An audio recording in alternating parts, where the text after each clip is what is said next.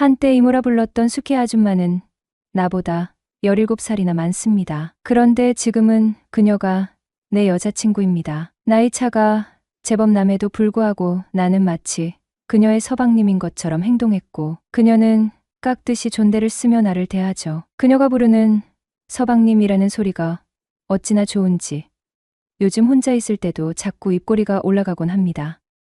나는 16살 때 어머니를 잃었습니다. 벚꽃이 만개한 어느 날이었죠. 학교에 있던 나에게 엄마가 사고를 당했다는 연락이 왔습니다. 정신이 아득해진 채 병원으로 달려갔지만 엄마는 이미 세상을 떠난 뒤였습니다. 도저히 현실이 믿기지 않았어요. 눈물조차 나오지 않았습니다. 하얗게 질린 얼굴로 병원 밖으로 나왔는데 그 순간 세상이 너무나 잔인하게 느껴졌습니다. 왜냐하면 세상은 여전히 아름다웠거든요. 사람들은 웃으며 지나가고 벚꽃이 픈 하늘에서 흩날리며 나를 뒤덮고 있었어요. 그런 세상이 너무 미웠습니다. 벚꽃이 풀발로 마구 뭉개고 또 뭉개다가 내 마음까지 함께 뭉개지는 것 같아 주저앉고 말았습니다. 그제야 눈물이 터져 나왔어요. 길 한복판에서 사람들 시선 같은 건 신경 쓸 겨를도 없이 엉엉 울었습니다. 그날 이후로 나는 완전히 무너졌습니다. 학교도 가지 않고 밤낮으로 울기만 했으니깐요. 창밖에 세상이 보기 싫어 커튼을 닫아버리고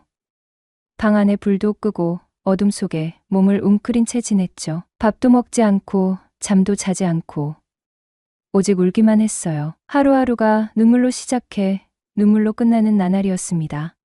그때 수키 이모가 나타났어요. 내가 살던 빌라 바로 앞집에 수키 아줌마가 살고 있었죠. 그녀는 우리 엄마보다 5살 어리지만 엄마와 언니 동생으로 친자매처럼 가까이 지내던 사이였습니다. 그래서 어릴 적부터 나는 그녀를 수키 이모라고 불렀고요. 정태가 이렇게 힘들어하는 모습 보면 아줌마도 힘들어.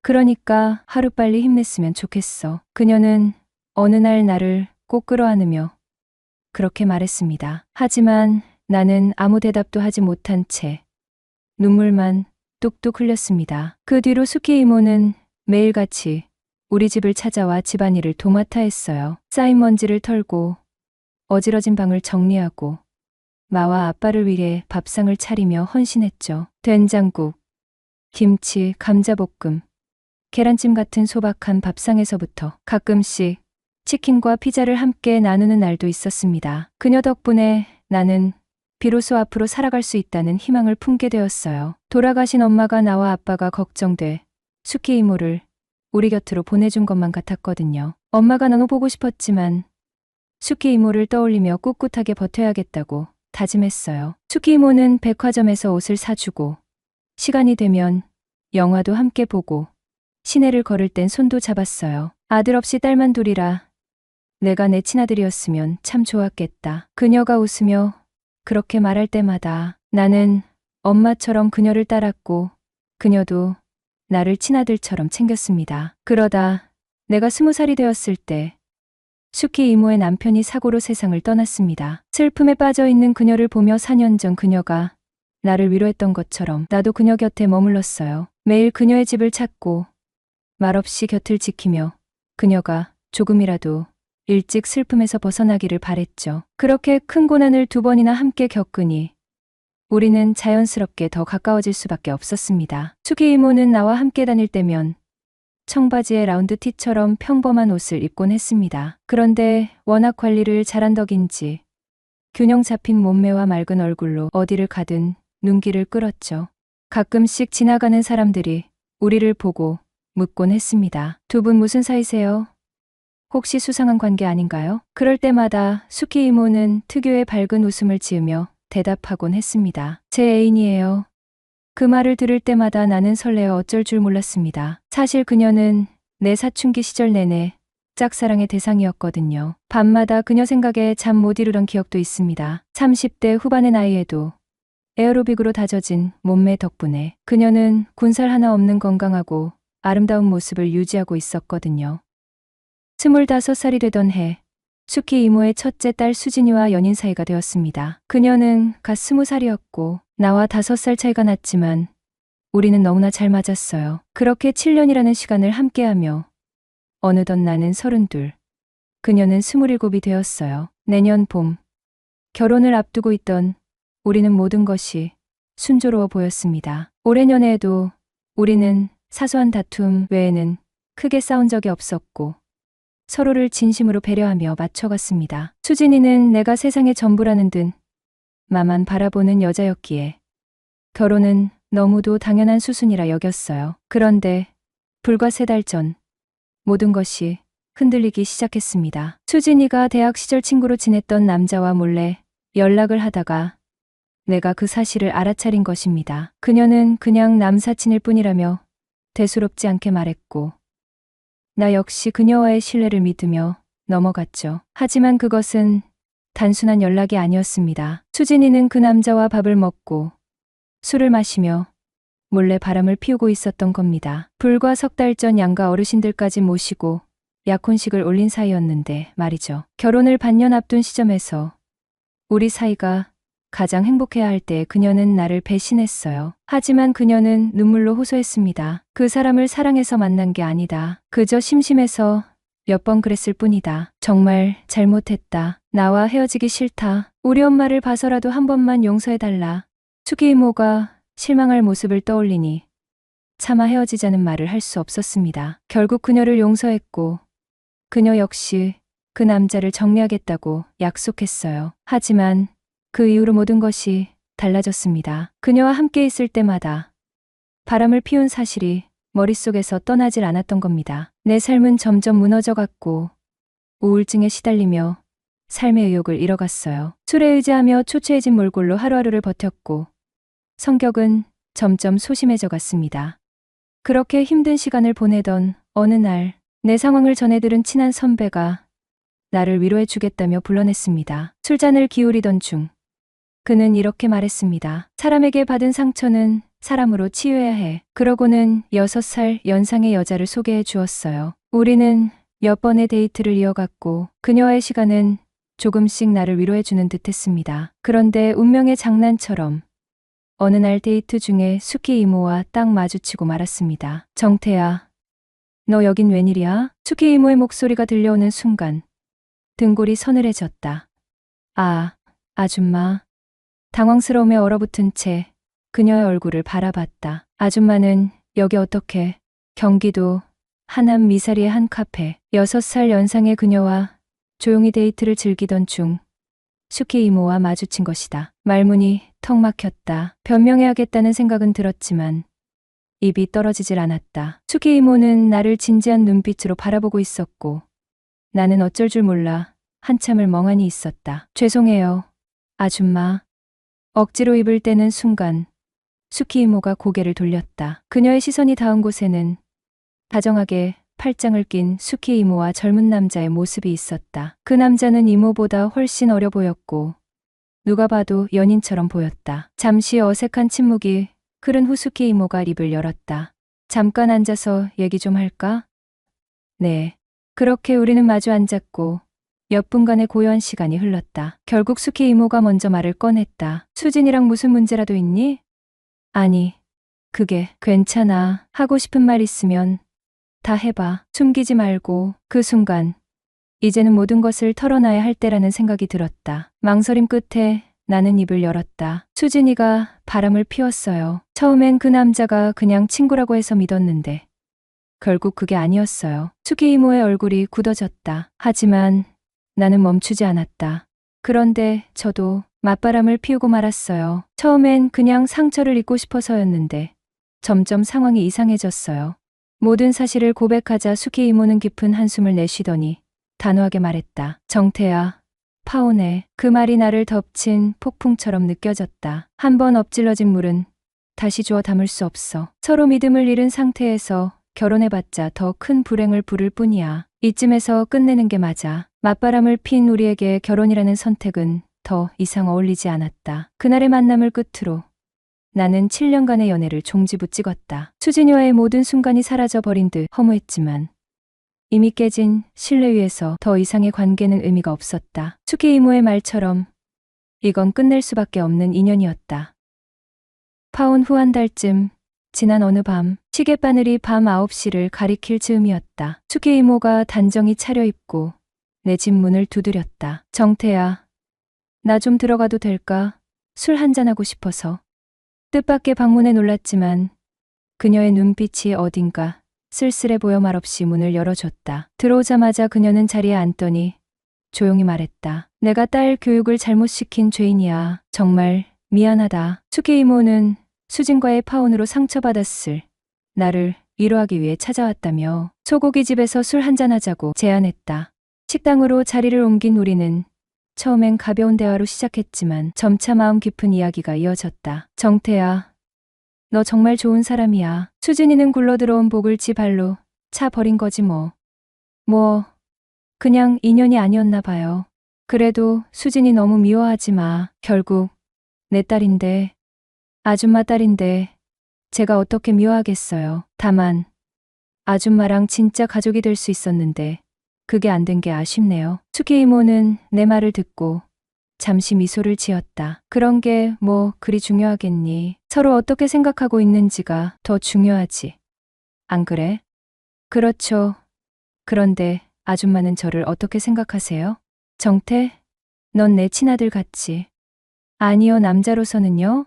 내 질문에 그녀는 조금 당황한 듯 웃음을 터뜨렸다. 남자로도 괜찮지. 키 크고 잘생겼고 특히 튼실한 허벅지가 아주 마음에 들어. 그녀는 말이 끝나자마자 얼굴을 붉혔다. 네, 제 허벅지를 언제 보셨어요? 아니, 그런 뜻이 아니라 남자는 하체 힘이 좋아야 한다는 거지. 아줌마, 생각보다 은근 밝히시는 분이셨네요. 하하, 미사리에서도 한참 어린 남자랑 계시던데. 혹시 취향이 연하남이세요? 그녀는 술 한 모금을 넘기며 천천히 고백했다. 아줌마는 사별 후 40대가 되었을 때 동년배 남자보다도 자연스럽게 연하남이 끌리게 되었다고 했어요. 제가 듣기로 우리나라도 아줌마들이 연하남을 즐겨 찾는다고 들었습니다. 그런데 수키 아줌마의 남자 관계는 제가 알던 상식보다도 훨씬 더 쇼킹했습니다. 아줌마가 알려준 남자는 총 3명, 번갈아 가면서 만나 데이트를 가지고 있는 사이라고 했거든요. 순간 머릿속이 복잡했죠. 왜 그런 얘기를 나한테, 남에게 드러내고 싶지 아니한 부끄러운 부분까지 나한테 하는 걸까? 혹시 일부러 나한테도 가능성을 열어두고 싶었던 건 아닐까? 심지어 핸드폰에 저장되어 있던 그 남자들의 사진을 하나씩 보여주기 시작했어요. 3명 중 하나는 곱상하게 생겼고 겉으로 보기엔 제 또래 같아 보였습니다. 나머지 둘은 30대 후반으로 보였고요. 3명 다 채팅 어플에서 만났다고 했어요. 그녀는 저에게 이야기했습니다. 상식에 사로잡혀서 살지 마. 주변에 괜찮은 여자 있다면 편견 가지지 말고 자연스럽게 친해져 봐. 그럼 아줌마는 저랑도 이성으로 만날 수 있어요? 그녀는 한 박자 쉬더니 고개를 끄덕였다. 그럼 정태 정도면 누가 봐도 괜찮은 남자잖아. 남주기 아까울 정도로 말이야. 그녀의 단호한 대답에 나는 조심스럽게 물었다. 진심이세요? 왜? 아줌마가 너한테 거짓말하는 것처럼 보여? 아니요. 그런데 아줌마가 저랑 만나고 싶다고 하면 저도 가능할 것 같아요. 정말이니? 네. 사실 사춘기 시절에 아줌마를 몰래 좋아했었거든요. 그리고 아줌마가 제 또래 남자랑 데이트하는 걸 보니 질투도 나고요. 저 남자들 대신 제가 아줌마 곁에 있고 싶다는 생각도 들고요.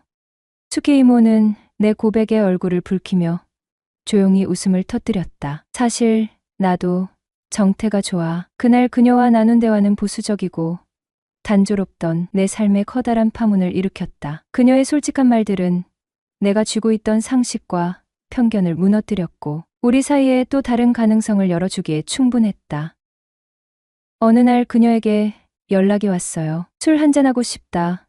얼굴 한번 보자. 그녀는 간단히 말했지만 어딘가 쓸쓸함이 느껴졌습니다. 저녁 8시쯤 집 근처의 닭발집에서 그녀를 만났어요. 그녀가 뼈 없는 매운 닭발을 엄청 좋아했거든요. 익숙하게 소주 한 병을 주문하며 내가 있어서 오늘 기분이 조금 나아지는 것 같아. 라며 잔을 제 쪽으로 내밀었죠. 우리 짠하고 마시자. 짠. 그녀를 위해 미리 쌈을 하나 준비했어요. 아줌마, 하세요. 역시 나한테는 정태밖에 없다니깐. 그녀는 환하게 웃으며 입을 크게 벌려 쌈을 입속으로 넣었다. 어때요? 제 쌈 맛이?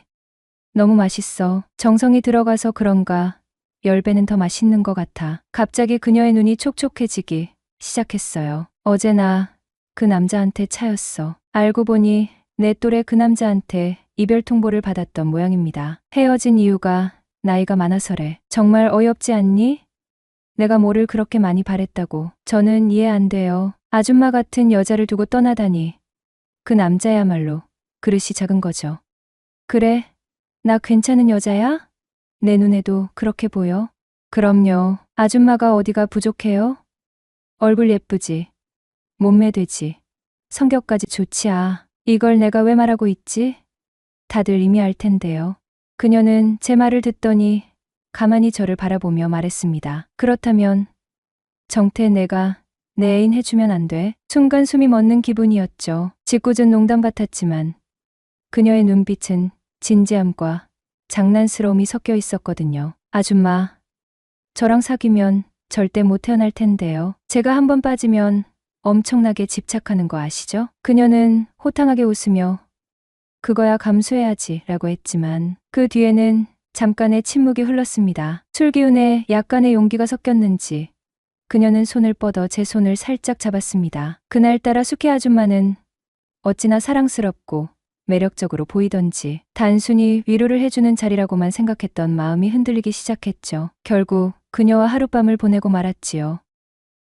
항상 엄마처럼 세심하게 챙겨주는 모습이 너무 좋았고 내숭 많고 까다로운 성격보다는 솔직하고 꾸밈 없는 성격을 더 좋아했기 때문에 털털하고 가끔은 장난기 있는 모습조차 너무 좋았어요. 그녀가 내 또래 연하남과 만나고 있단 소리를 들었을 때부터 이성으로 조금씩 궁금해지기 시작했어요.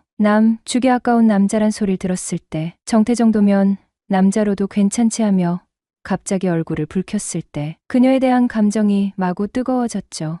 하루를 24시간으로 잡았을 때 적어도 잠자는 시간 빼고는 거의 전부 그분 생각을 했으니까요. 같이 놀러 다닌 곳도 많았고 얘기도 참 많이 했어요. 무엇보다 그 시간 1분 1초가 너무 행복했습니다. 그러다가 제가 그녀에게 좋아한다고 고백했는데 사실 누가 봐도 좀 그래 보이잖아요. 그녀가 그러더라고요. 우리 여기까지만 하자. 더 이상은 안 돼. 너도 얼른 좋은 사람 만나야지. 그날 일은 서로 잊자. 웃으면서 그러는데 너무 마음이 아프더라고요. 그렇게 서서히 연락이 뜸해지다 멀어졌고 한 달 만에 그녀에게 연락이 왔어요. 잘 지내느냐? 밥은 먹고 다니니? 별일은 없고? 그리고 마지막에 여자친구는 생겼니? 저 딴에는 그녀에 대한 마음이 어느 정도 정리됐을 거라 생각했어요. 그래서 어떻게 지내는지 궁금하다며 만나자고 했죠. 솔직히 보고 싶었던 거죠. 그래서 만났어요. 한 달이란 시간이 지났지만 그녀는 여전하더군요. 잘 지내셨어요, 아줌마. 그래, 정태도 잘 지냈니? 나 보자마자 환한 미소를 띠며 나를 보고 있었지만 내 눈에는 상당히 귀여워 보였다. 무엇보다 매력적인 것은 눈웃음을 짓는 그녀의 표정이었다. 그때부터 무언가 알 수 없는 제 마음이 또 요동치기 시작하더라고요. 그래요. 잊은 게 아니었어요. 잠시 눌러뒀던 것뿐이었죠. 그날 하루가 너무 행복해서 시간이 가는 줄 몰랐어요. 밤이 깊고 새벽이 되도록 헤어지고 싶지 않았죠. 데려다 준답시고 새벽에 함께 길을 걸었어요. 지름길을 두고 돌아서 걸었죠. 5분이라도 더 있고 싶었거든요. 저는 사실 남녀 관계에 있어 남자가 많은 부분을 배려해야 된다고 생각하는 사람이에요. 그래서 먼저 제가 리드하는 것보다 의견을 존중하는 편이었죠. 근데 그날따라 제가 아닌 것 같더군요. 저희 집으로 가서 한 잔 더 하자고 했어요. 아줌마, 저희 집 가서 맥주 한 잔 더 할래요? 늦었는데 괜찮겠어? 내일 일 가야 하는데 피곤하지 않겠어? 상관없어요. 아직 생생한데요, 뭘. 그래, 한 잔 더 하지 뭐. 저도 제가 왜 그랬던 건지는 잘 모르겠는데 그냥 이대로 헤어지게 되면 영원히 못 볼 수도 있단 생각이 들었거든요. 그녀도 집에 가봐야 할 것도 없다면서 알겠다고 하더라고요. 너무나 쉽게 수락을 하길래 이건 뭐지 싶더군요. 우리 오늘 얼굴 보고 나면 언제 또 볼런지 모르잖아. 그치? 그녀도 저와 비슷한 생각을 하고 있었더군요. 그날 이후 우리는 일주일에 한두 번씩 만나 데이트를 이어갔습니다. 약속을 하나 했습니다. 어느 한쪽이 원하면 언제든지 헤어진다. 이 조건으로 만남을 시작했지만 어느새 6개월이 넘도록 관계를 이어오고 있어요. 아줌마는 나한테 잘 보이고 싶어서 평소 때와는 다르게 어려 보이는 예쁜 옷으로 차려입고 헤어스타일도 바꾸었습니다. 나를 위해 조금씩 변하려는 모습은 정말 사랑스러웠습니다. 앞으로 호칭을 어떻게 불러야 할까요? 단둘이 있을 땐 수키라고 이름 불러줘. 그럼 수키가 나를 부를 때는 서방님, 서방님 좀 이상한데 나 서방님으로 부르고 싶어. 서방님한테 귀여움도 받고 싶고 사랑도 받고 싶어. 나 사랑해 줄 거지? 그럼 당신처럼 귀여운 여자를 사랑하지 않으면 사내도 아니지. 서방님, 역시 우리 서방님. 우리의 사랑이 언제까지 이어질 줄 모르지만 현재까진 이쁜 만남을 이어가고 있답니다. 진정한 사랑은 자신보다 상대방의 행복을 더 중요하게 여기는 것이다.